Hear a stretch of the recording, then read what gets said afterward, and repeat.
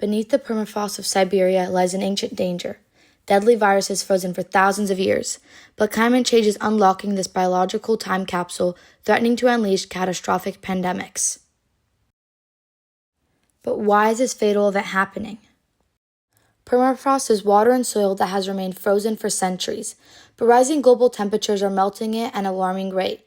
This thaw releases stored organic matter, unleashing carbon, methane, and long-dormant viruses.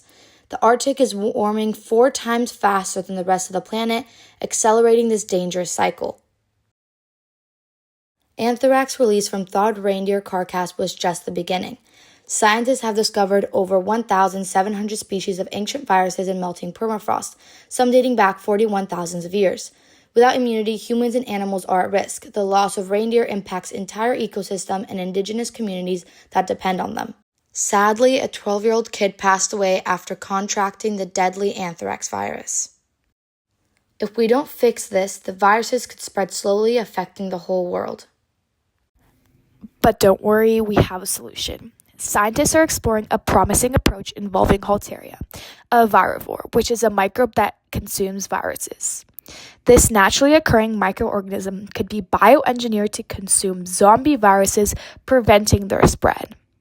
If we bioengineer this microbe to only thrive in cold environments, this would prevent it from spreading away from the Arctic, and also bioengineer it to not eat essential microbacteria. It would be the perfect solution. By introducing bioengineered Halteria into permafrost areas, we can selectively reduce harmful viruses while allowing beneficial microbes to thrive, restoring the Arctic microbiomes and increasing biodiversity. To do this, we would simply inject the Halteria into the permafrost and allow it to spread and reproduce. Engineering Halteria for controlled release would cost an estimated $500 million. One way to fund this is through organizations like the United Nations Environment Program and other global organizations. These organizations can implement a system where each country is taxed per a set amount of kilograms of carbon that they produce and release into the environment.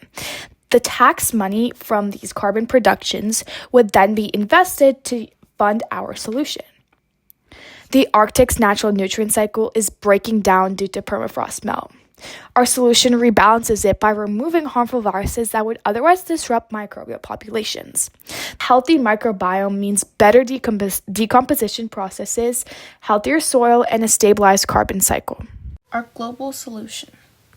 The main things we can do to reduce our carbon footprint include lowering our consumption of red meat and dairy, installing solar panels on our homes, using clean and renewable energy like electric cars, and planting trees. In Siberia, people heavily rely on deer to survive. As the temperatures rise, the permafrost is melting, causing mudslides that turn people's homes into shambles. Glaciers contain carbon dioxide and methane, CO2 and CH4, and as these glaciers melt, they release both carbon and methane. This causes a cycle, where as the temperature increases, the glaciers melt, releasing more carbon and methane, leading temperatures to rise even more. Siberia's future depends on what we do now.